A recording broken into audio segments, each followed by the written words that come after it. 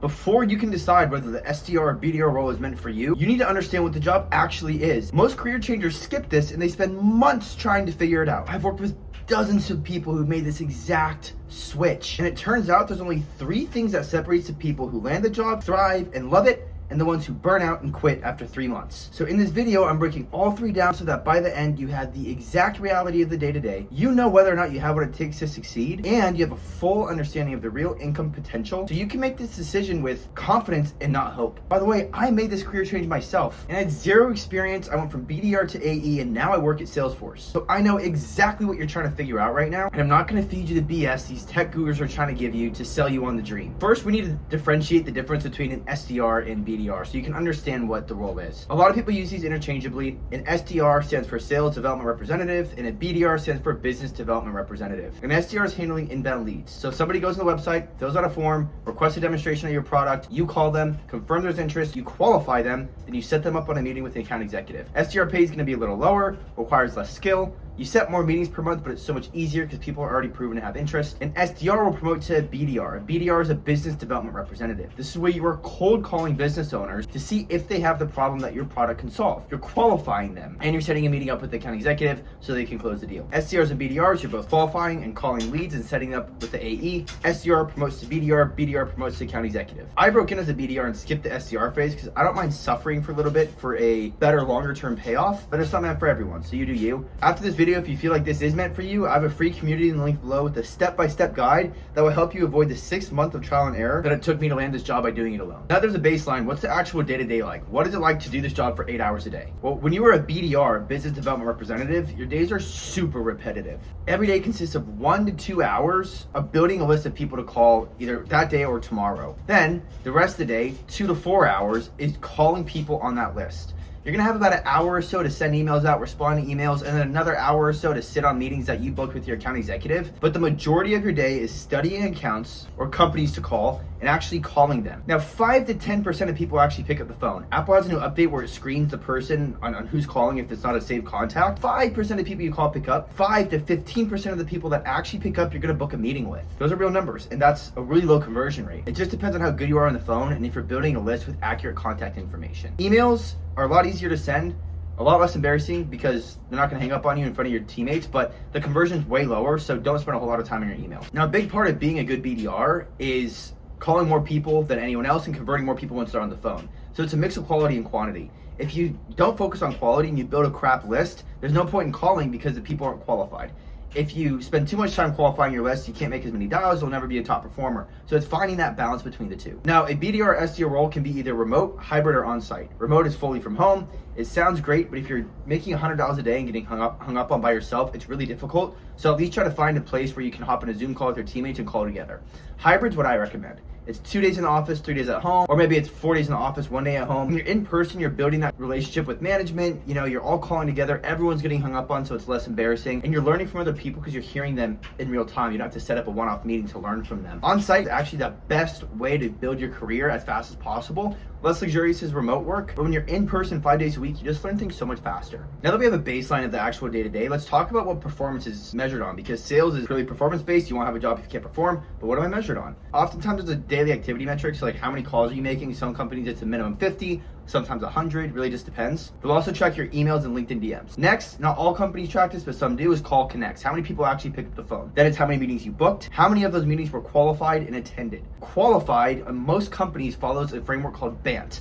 Budget, authority, need, and timing. Do they have the money? Are you booking a meeting with someone that has the influence on a decision maker to make a purchase? If you're booking a meeting with a BDR, they probably have no decision-making power, so that won't be a qualified meeting. Do they have a need for your product, and is it a good time for them to buy? Around 75% of people that you actually book a meeting with will actually show up, so it's up to you to actually do as much qualifying on the phone as possible, because if they show up, they're not qualified, you're wasting everyone's time. Now, not every company counts how many contracts are signed every month, but some do. My last company did, Salesforce doesn't. And then the most important one is ACV, annual contract value, also known as revenue that the company will bring in on a yearly basis once they sign the contract. Now, even though you're not responsible for closing, you're an investment. So if they hire you and you're setting up meetings that aren't closing and you're not bringing the company in money, you're gone. Okay, we know what the day-to-day is like. We know how we got measured. What do I actually need to succeed on the role? This is an entry-level role. So soft skills are what they look at. Having the hard skills, knowing how to cold call is great, and that will help you separate yourself from the competition. But you need to ask yourself if you have these, because if you don't, you won't succeed and you won't be able to pass the interview phase because you won't be able to prove to them you have what it takes to succeed. Are you driven? Are you competitive? Are you confident? Are you hungry for money? Are you organized? Are you resilient? Are you coachable? Are you cooperative, creative, and trustworthy? Being self-motivated and being driven is everything. It's up to you to hit quota. You need to put in the work. If you can prove to them that you will outwork every single person there and have the coachability to implement the feedback from those rejections and from your manager, they're going to want to hire you. But if you can't get out of bed and motivate yourself, this probably isn't a good fit for you. As I mentioned, you're making $100 at least per day, and 5 to 10% of those people are actually picking up, and then 5 to 15% of those people who pick up actually booking meetings. And it's really hard to stay motivated without seeing these quick wins every day. So can you show up every single day, even if you don't see a win for maybe even a week straight, 2 weeks straight? You need to ask yourself what motivates you. Why do you want this? Are you doing it for an easy job, or are you doing it for a future family to build a foundation so you can provide for them the things that you can't right now? Your why will get you through the hard days. Next, are you resilient? Can you deal with rejection day in and day out? Kind of goes in with the drive part. If you're making more calls, you'll get more rejections, you'll get more lessons, and then more wins down the road if you know how to deal with rejection. But if rejection discourages you, this is not for you. Imagine making 100 calls and 5 people pick up, and all 5 hang up on you right away. It sucks. You need to find a way to push through that. Creativity is a really big one here, because AI is a big part of the SDR world right now. So if you can't find creative ways to do the job differently and how to apply AI and just do things outside of the box, it might not be for you either. Not all companies are going to give you a structure of this is what you need to do every hour of every day to succeed. And it takes a lot of creativity sometimes to find better ways to do the processes. Confidence is key. You need to have the confidence to pick up the phone and call CEO. And if you sound timid, they're going to chew you up. Also, you're going to be doing live call reviews with your team and calling in front of a lot of people. And if you don't have the confidence to be able to mess up in front of other people and face that embarrassment, this is not going to be for you. I know people that have quit just for that reason alone because they couldn't deal with the embarrassment. You're going to have to try things outside of your comfort zone. Getting rejected in front of teammates, pushing back on a prospect after they're mean to you. You need to be confident in yourself in everything that you do, because if you lead with being timid, it's not going to work. Now, coachability is everything. No manager is going to want to hire you if you can't take feedback and you feel like you're a know-it-all. And oftentimes this is why older people aren't hired in the industry, because they're set in their ways and they don't want a young person like me telling them why they suck. So make sure that you're able to actually hear feedback that really hurts to hear and implement it if you want to do this role.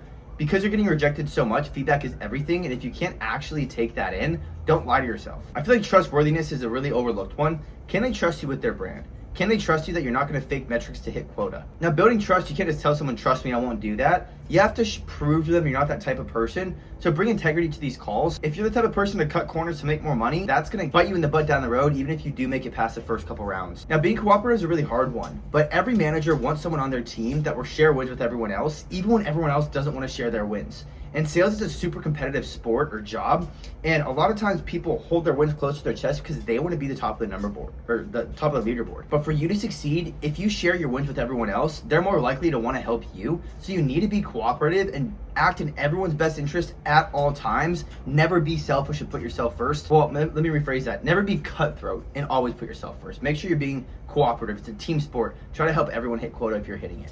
Last but not least, competitiveness. It's a balance between being cooperative and competitive. There's a leaderboard every month. Everyone can see how many dollars you're making, how many meetings you're booking. Can you throw down a challenge? And do you care about winning? It's okay to be obsessed with being number one, as long as you get there in a trustworthy way where your morals aren't compromised. Are you the type of person that gets intimidated when you see somebody at the top and you're at the bottom? Or does that push you to beat them? That's what happened to me. My first week on the job, I was the worst rep, and I saw the people at the top. I was like, you know what? I'm better than that. I know I can get there. I just have to work hard and learn more lessons. That's what I did, and I became the top rep. Now, let's talk about where this can take you and the actual financial upside to this role. BDRs, SDRs will probably make 75 up to 100K their first job. There are some unicorns out there that make 200 grand as a BDR. Just depends on what product you get in on. But I want you to know that being an SDR or BDR is not the destination, it's the launch pad. The job is not glorious, right? I mean, it's financially rewarding when you book meetings, but nobody wants to be a BDR for 5 years straight. Your base pay is 50K up to 70K, and then you'll get an extra 20K in commissions on average if you hit your number. But being an account executive is where you want to be. You can easily make 200K plus. Most account executives land at 140 to 300 within 2 to 3 years of being a BDR. Average promotion track from BDR to AE is 18 months. That's what I did, and let me tell you, I started at base pay of 55K, made 70K my first year as a BDR, and where I am today as an account executive at Salesforce is insignificant, and I'll just leave it at that. And keep in mind, I didn't go to college or have any experience before this job, and I never would have dreamt it was possible to make over 200K without having an education. Also, if you hit your numbers as an AE especially, you can move into leadership after, 1 to 2 years depending on headcount needs. And it just keeps going up from there. So something I'm gonna leave you with is, don't get discouraged with the day-to-day of being a BDR, SDR. It's not glorious, but you can get paid a lot and it'll set you up for success down the road. You need to ask yourself, what is your why? Why do you want this? What is your reason? And if you have a strong why, you can get through those years as a BDR and SDR. And honestly, if you get in at the right company, it is a really fun job when everyone's winning together. So if you're asking yourself right now, is it worth it? Well, when I ask myself that, I say, hell yes, and I would do it 10 times over. I learned so much my first 18 months as a BDR. And honestly, right now, life feels like a dream. Man, I can't believe how far I made it in 3 years. And if you work hard and you have a strong why, you can do it too. And if you want to follow my footsteps and you watch this video and you're like, this is exactly what I want to do, check out the community link below. I have a free guide step-by-step. It took me 6 months to land this job because I had nobody helping me. And I put everything that you need to do to avoid that trial and error. So hopefully this video is helpful. Subscribe if you want more tech sales, job hunt tips. I'll see you next weekend.